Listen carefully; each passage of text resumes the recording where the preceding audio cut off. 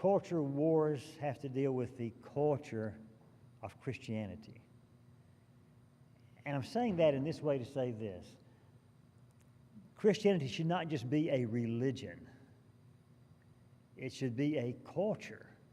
That is, it should affect every dimension of our lives, how we do everything.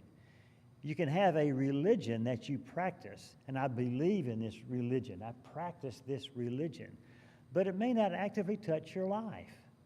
If that's the case, then you need to have the culture of Christ and not just a religion based on Christ. So that's sort of where we're headed. The beginning verse today is Romans 1:16. I am not ashamed of the gospel, for it is the power of God for salvation to everyone who believes, to the Jew first and also to the Greek. Jesus lived in a pre-Christian world. We live in a post-Christian world. But those two worlds have a lot in common. And they, with the idea of the Jews and the Greeks, two very different cultures that were in conflict. You know, the Jews had lived in occupied territory for 168 years. The Greeks had occupied Palestine.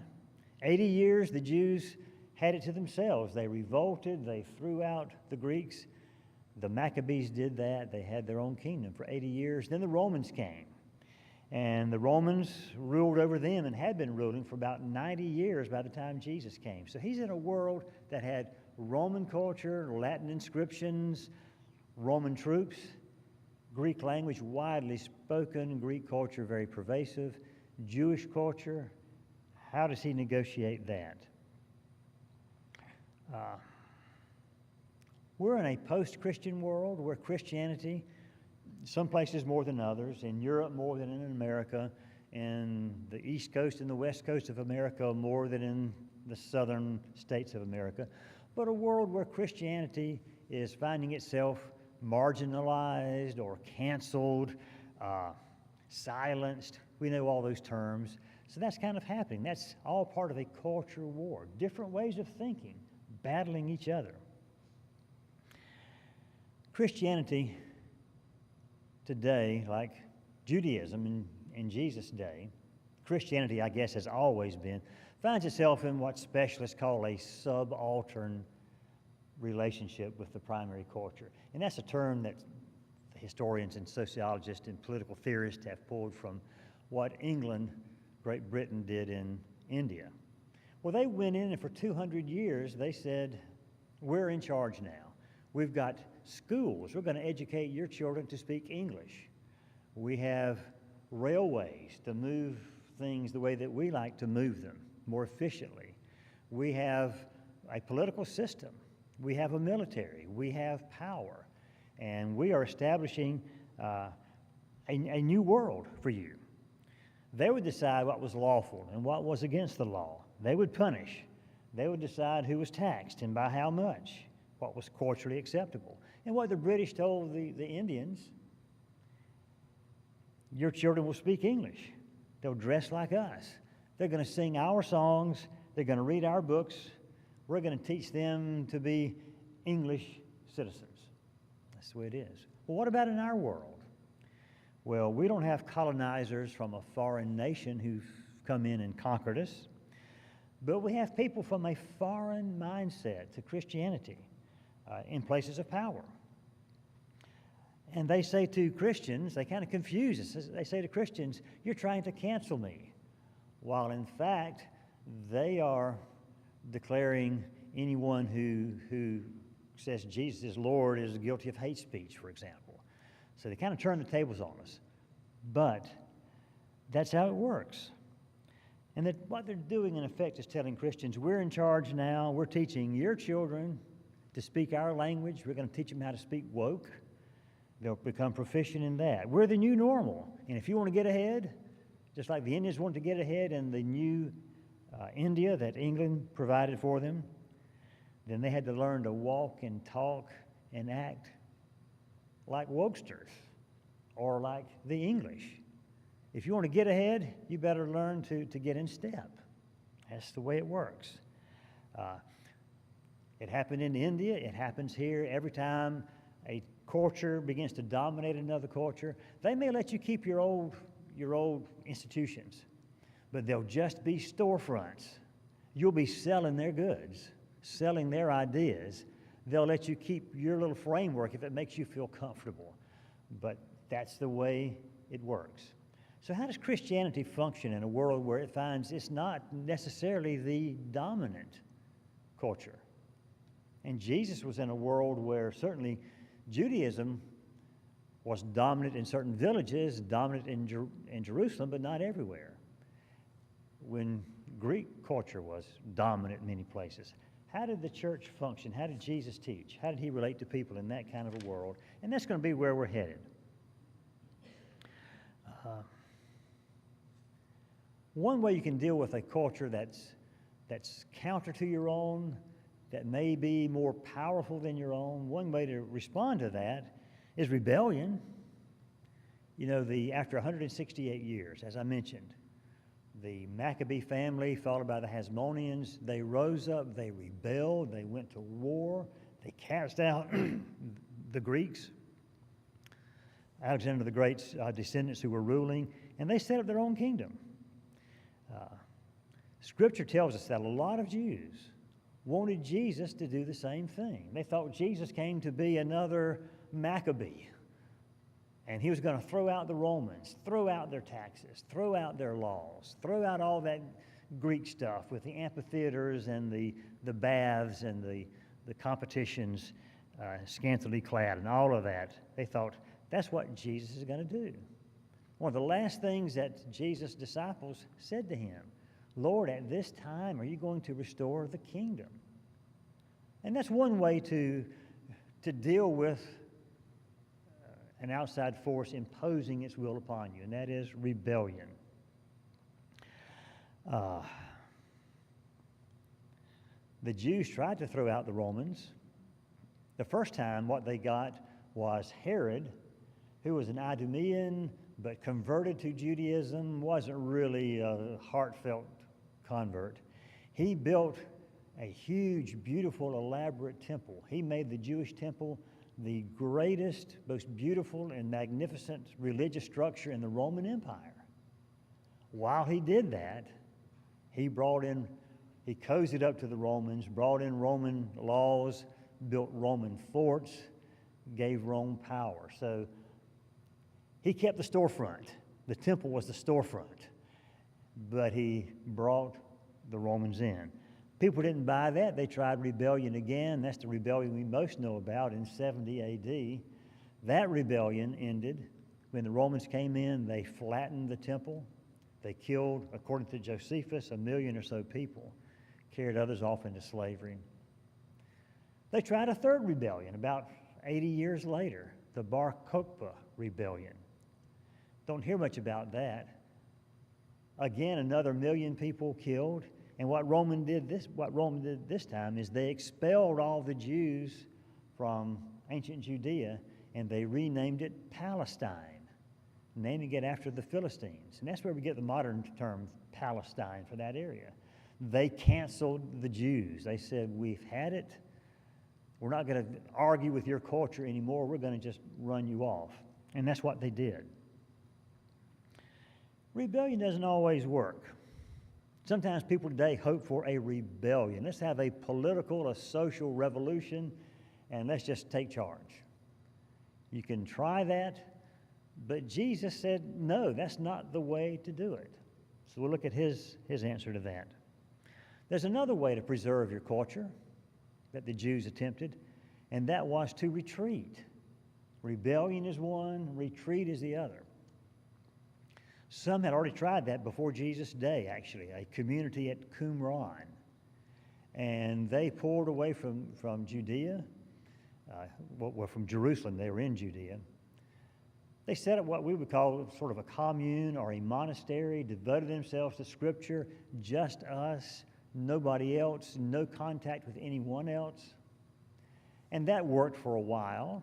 But when the Romans came to destroy Jerusalem, They just wiped out the folks at Qumran as well, no problem, a small little colony.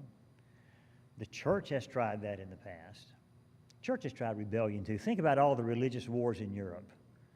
Every attempt to restore the church ended up in a war, and we'll make this nation, this little state, our place, and nobody else can be here. That never worked. We tried retreats. A guy named Ron Dreher, D-R-E-H-E-R, wrote a book called The Benedict Option. But he talks about what Christians have done is to pull away from society and form communes or form monasteries. And Benedict, famous medieval guy in the Catholic Church, started the first movement there. Maybe we should do that. The Amish tried that.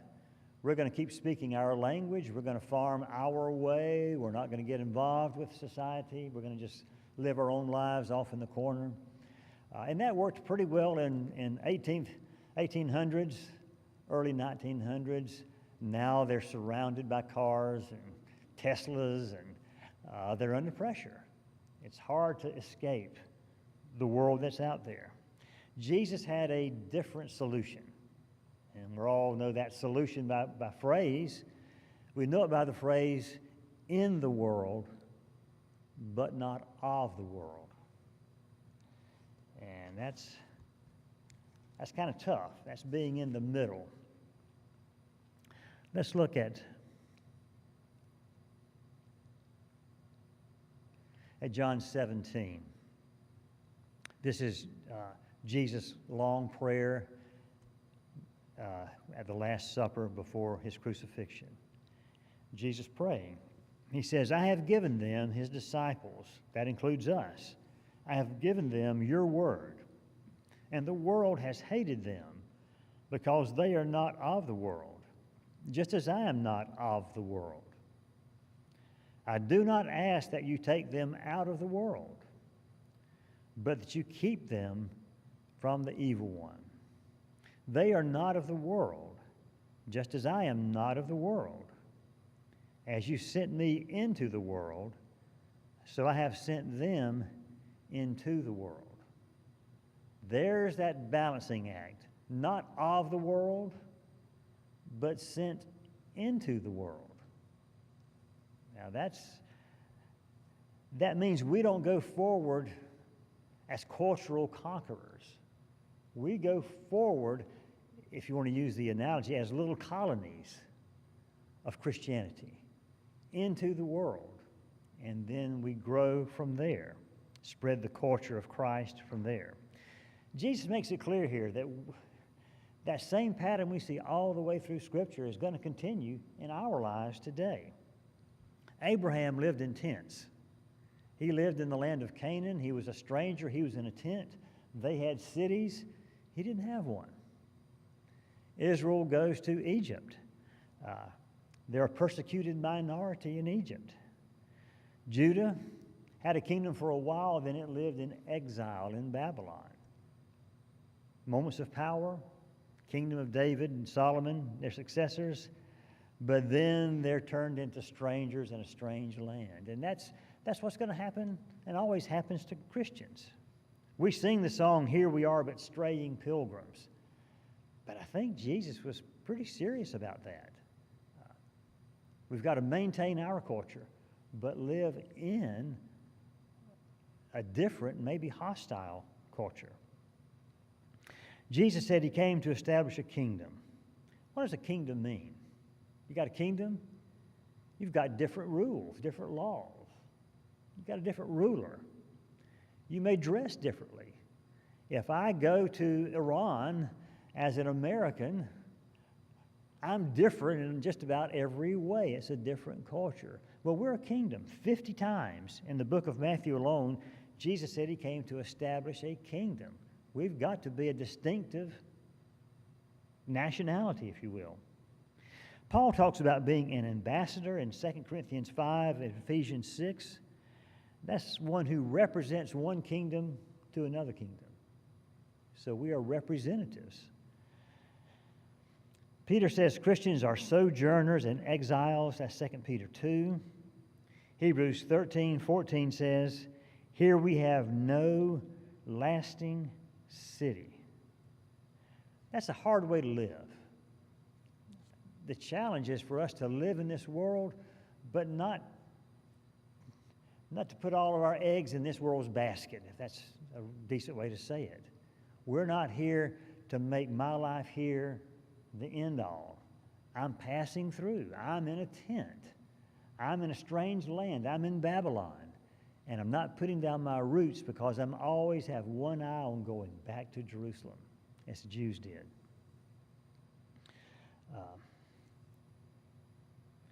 The two cultures. Let's discuss those two cultures that Jesus' world faced. We face the same issues today. Rome was an empire, just like America today is really an empire. It doesn't put its name on everything, but English language has gone out. American political power, political bases are all over the world. We're sort of an empire, just as the British had before, the Roman had an empire. Like Rome's empire, ours is multicultural. The city of Rome was a melting pot. People from all over the Mediterranean world, all these languages and foods, everything, a melting pot, just like America is. Different philosophies. The Roman world had good people in it. We should never think of a different culture means they're all evil people. Think about Cornelius, the centurion. Righteous, good, prayed daily. When Paul went out preaching, he found God-fearers in every city. One danger, as we try to maintain our distinctiveness as Christians, is to look at everyone who's not a Christian, who's not a part of that community, as an enemy and as evil. That's not the way to go about it. The church did not. Jesus did not. We'll be looking next week at particular people, Gentiles that Jesus spoke to and interacted with. But in general, the Roman Empire, the culture of Greece and Rome, it meant a mixed bag of ideas and philosophies. Think of Mars Hill. They spent all their time reading and talking, thinking about different ideas. Every city in the Roman Empire, even Judea, had its Pythagorean vegetarians, people who worshiped many different gods, Epicureans.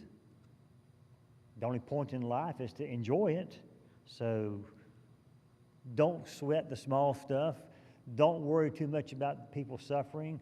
You just make your life as comfortable as you can. It was a world that we don't think of, very scientific. Lucretius, he was a poet, but also a philosopher. He said the problem is not sin, and they had a notion of violating the will of the gods. He said the problem are feelings of guilt. Just stop feeling guilty. Those kinds of ideas floating through ancient Rome, just like they float through our world today. Lucretius said, you've got nothing to fear from the gods. He said everything is made of atoms. Does that sound familiar? Atoms organized by the laws of nature. Famous poem about 100 years before Christ's birth, De Rerum Natura, on the nature of things. So the same kind of world that we live in, scientific mentality, self-centeredness, was part of their world. It was a world of moral laxity. A lot of wealthy people and not so wealthy people lived in luxury, Epicurean lifestyles and philosophy, upper class, multiple mistresses, dancing girls, entertainers, all that kind of stuff. Lower classes, just prostitution of the lowest kind. Bisexuality was common and open. Great leaders openly practiced bisexuality with no sense of shame about that, or maybe just a little snicker or two.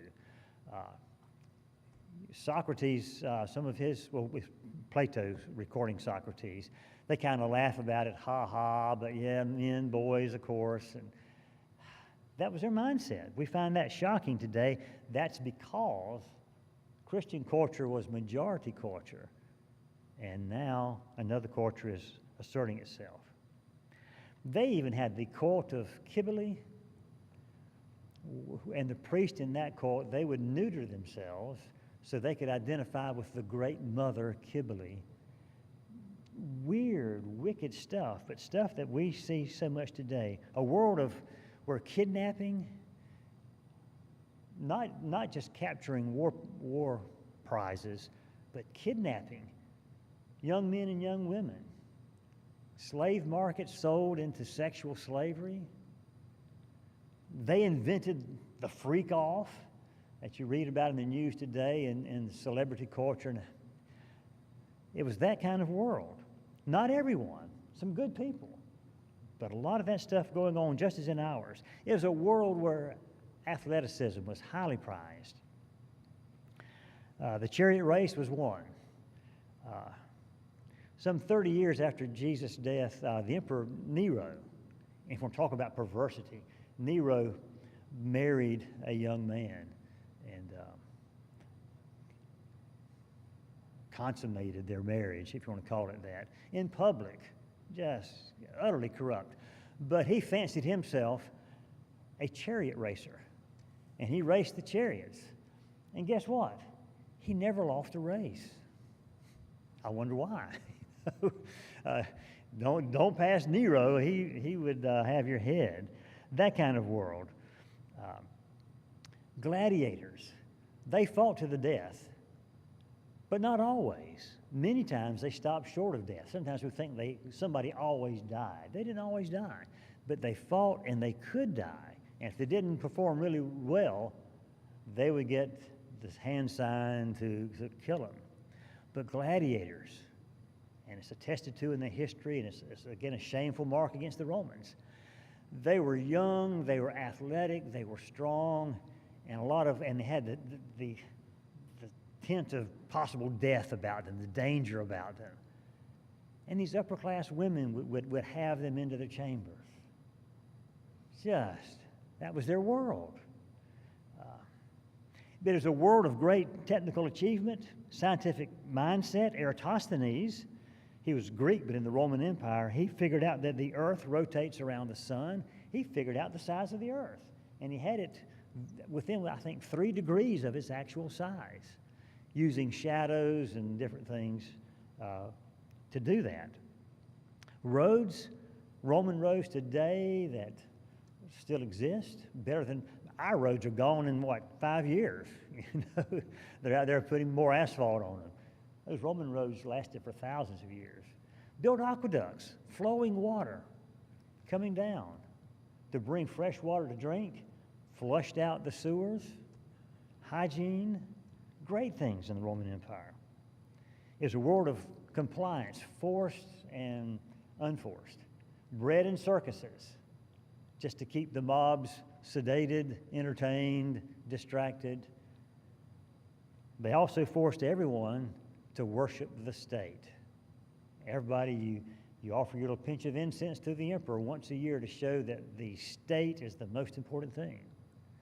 Well, no one's pinching, incense today to the government. But we have that battle. Who's in charge, the government or God? A lot like ours. A lot of folks will say we really live in ancient Rome. Rome never completely died, and it's now back with us in a greater way. It'd be easy to fall in love with all of that stuff. And a lot of people have. A lot of people will. But in 1 John 2, do not love the world or the things in the world. All of the stuff we've been talking about. Libertine lifestyle, technological advancement, comfort, easy conscience. Do not love the world or things in the world. If anyone loves the world, the love of the Father is not in him. For all that is in the world, the desires of the flesh and the desires of the eyes and the pride of life, is not from the Father, but is from the world. I was reading about the pride of life, and that phrase has a lot more to it than we think of. The word for life here is bios. And literally, it's where our word biology comes from. But that word was used to refer to your possessions, what you owned, or to your income, what you made. If you remember the parable of the widow who gives her 2 mites, Scripture says she gave all of her livelihood. The word is bios. She gave her whole bios, gave everything there. In the tale of the prodigal son, we're told that the father divided his bios, his stuff, everything he owned. So pride in the things that we own. And of course, bios includes physical things. We can take pride in our health or the longevity of our lives or our health span or our appearance or our strength. We can take pride in what we have, what we own.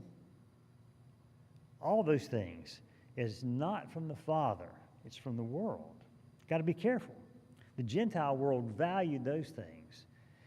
If we find ourselves tempted to value the same, and we are tempted, we are daily tempted to value those things and to put them first.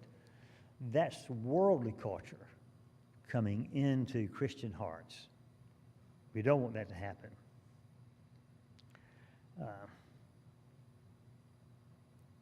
Can the world colonize our thinking? It does, it can, it is. It can do it in big ways, can do it in small ways. And I was working on this lesson Friday and just ran across this article, and I thought, well, I'll share some ideas from it.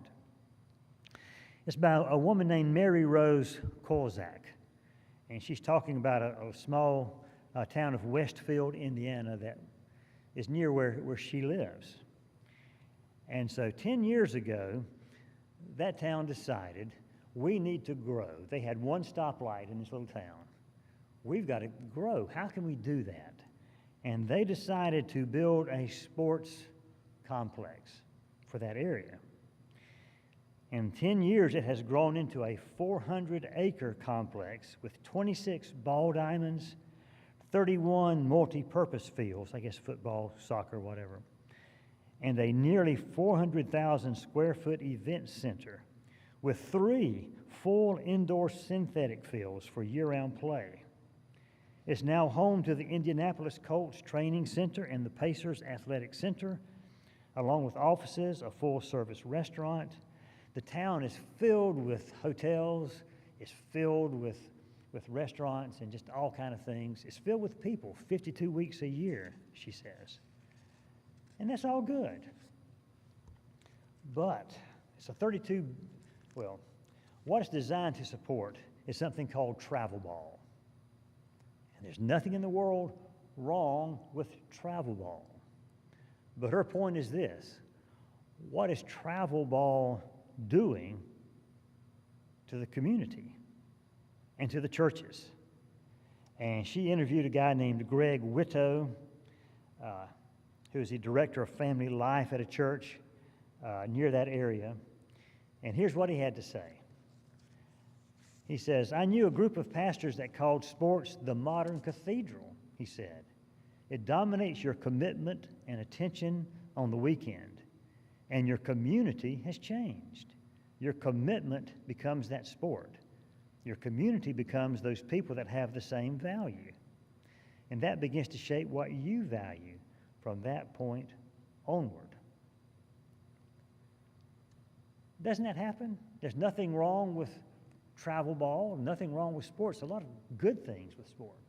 But if you're not careful, a mindset, love of athleticism, suddenly begins to crowd out other things. And she goes on to talk about how Sunday morning attendance is affected, how families spend. The average travel ball team, I'm not sure where she got this figure, spend about 16 hours a week, less time for families to be together, less money to use for good purposes, to help others, everything focused on that new culture. So you have to be careful. Small, apparently insignificant ways it can creep in.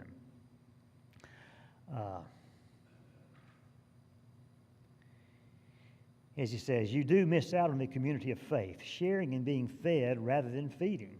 You're always giving and pouring out as part of that pursuit, rather than being filled up. That's what happens. Well, if you want to get a college scholarship, if you want to play pro, travel ball is the way to go. But you have to be careful because it can have that effect, even though it's unintended. It can have great effects. And just a word here, and that's about effects on attitudes towards marriage.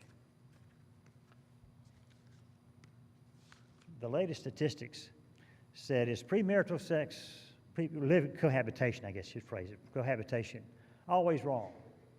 The latest statistics said 76% of the mainline Protestants said, no, it's not always wrong. 74% of Catholics said, no, it's not always wrong.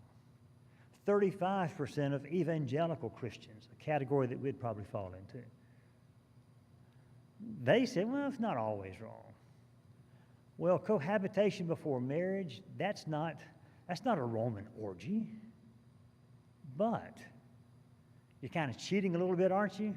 Jumping the gun. We're gonna start now, then make it all good later. See, that mindset begins to creep in. It begins to affect Christian thinking. And this is not a perfect world, and no one are perfect people.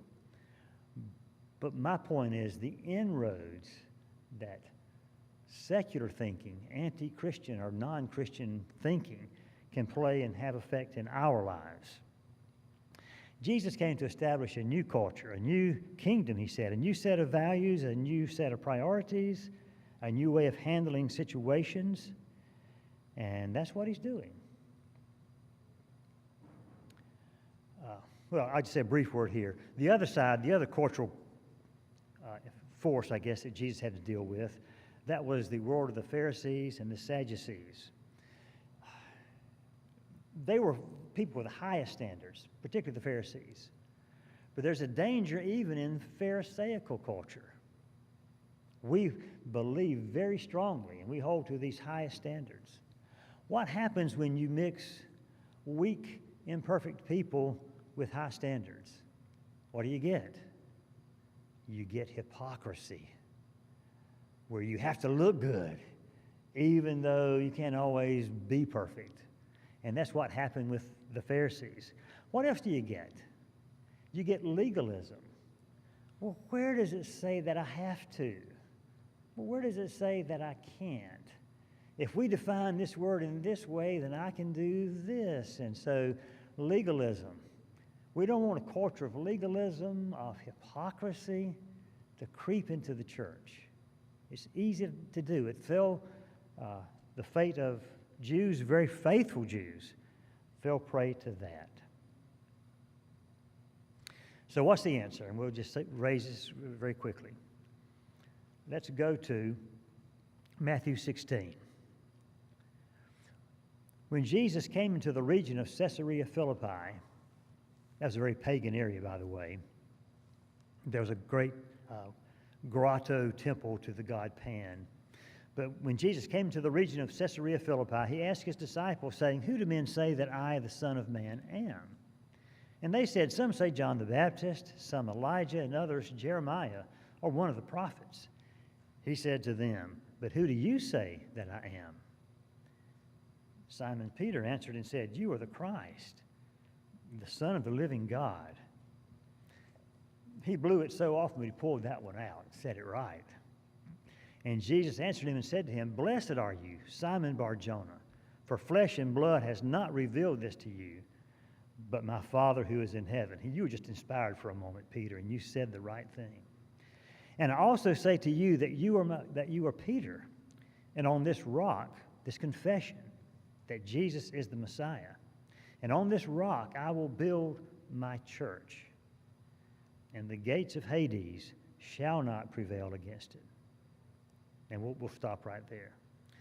What's Jesus' answer? The church. That's to be a culture, a lifestyle. And just in a word, we don't have time to go into a lot of ideas here. But the church is not a system of ideas. It's not a system of practices. It is a group of people who experience life together.